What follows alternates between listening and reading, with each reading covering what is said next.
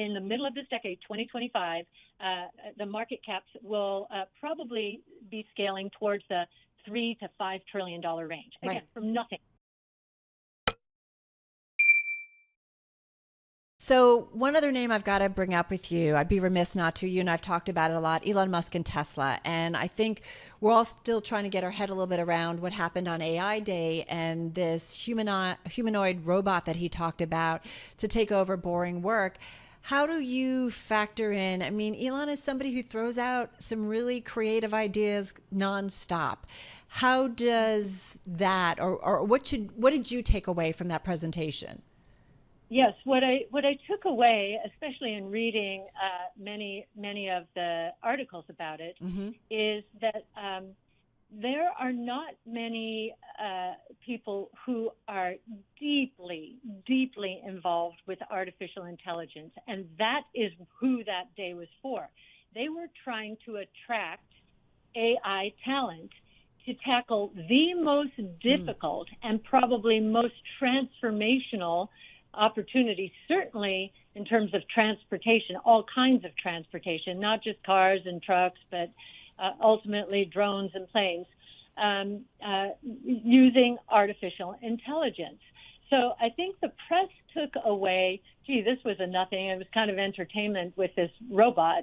But there they go, changing the subject again. If anyone who has been steeped in AI and wants to take up the challenge that they're offering, got a tremendous perspective on how far ahead Tesla is relative to almost anyone else. I would say Google is up there, but in many ways in autonomous transportation, Tesla is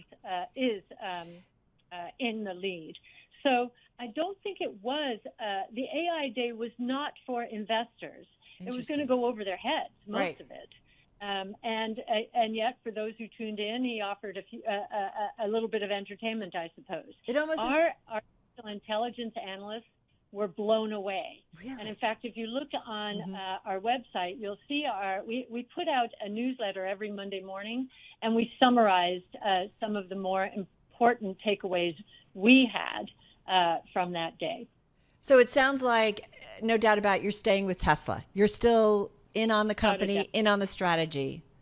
Without a doubt. Without a doubt. Every passing day, especially the more we learn about their AI expertise and how they're really driving the space, so to speak, much faster than I think anyone else is right now. We believe they have the pole position to, and we've increased our estimate here. In the next 10 years, we think the autonomous taxi network opportunity in the U.S. will be $11 to $10 trillion from nothing today. Think about that. It's huge. It's 11 massive. today. Our economy, now it's not just this economy. That 11 to 12 is a global opportunity, but just to give you a sense of the size of that opportunity, our economy is $21, $22 trillion. This opportunity alone is $12 trillion in 10 years. The market will start to recognize it, and we think we will in the marketplace in the middle of this decade, 2025, the market caps will probably be scaling towards the $3 to $5 trillion range. Again, from nothing. So even with, the chip shortages impacting the auto industry, Tesla, you still remain steadfast on Tesla despite those chip shortages that are impacting the overall industry. It's very interesting. On the last quarterly call, Elon himself said, the chip shortage might be lessening here. I know we're hearing GM and others, but I have thrown out another thought out there. Auto sales have dropped from 18.5 million units, this is just the U.S., at an annual rate in April, to 14.75. I do not believe that is only because of a chip shortage.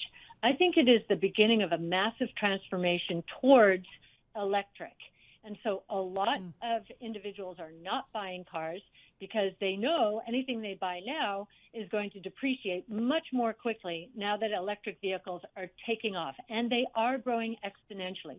So I think something else is going on, and it was really interesting on the Magna call. I listen in when there's controversy like this to these calls. Right. One analyst asked the CEO, hey, were you surprised that GM changed its forecast within 1 month? Were you as surprised as we were? And Magna said yes. Something else is going on out there. And I do believe it is the beginning of a massive transition away from the internal combustion engine to electric. So no, I'm not concerned about the chip shortage for Tesla. So even after I talk to you for 20 minutes, I still have 20 minutes, 30 minutes more of questions, but I've got to wrap up. We've only got about a minute, and I so appreciate your time here. I know you recently talked with another member of the business news community. You said there's no way that we are in a bubble. You feel that way about the market, specifically when we look at the tech space? We've seen quite a run up, not a bubble at all? Not a bubble at all. I can tell you the difference is in a bubble, and I was in the last one. Right. In that bubble, our strategy would have been cheered on. People would have been clamoring to get in. And sure, we've retained our assets beautifully, but the February drawdown from mid-February to mid-May was quite a big one. It was for our flagship fund, roughly 35%. I'm very happy that happened because we've tested our retention here. Our clients really know what they own, and we've set the stage for the next leg up. We have a lot of fear in the market. You hear more analysts. If you look at the ratings, buy and sell, you can look at Tesla's ratings. They're probably even buy and sell by now. Maybe it's a little more to the sell side. In a bubble, it would be buy, buy, buy, buy, buy. You get a lot of fear from the street.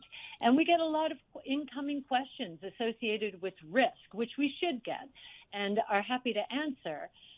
We get more questions about risk than opportunity. In a bubble, you get more questions about opportunity than risk. All right. Going to leave it on that note. And I know when you talk about the names, the companies, you always often talk about your research team that is looking into these companies. And I know you credit them a lot with the analysis they do as you guys invest in your 5 different platforms. So thank you so much, Cathie.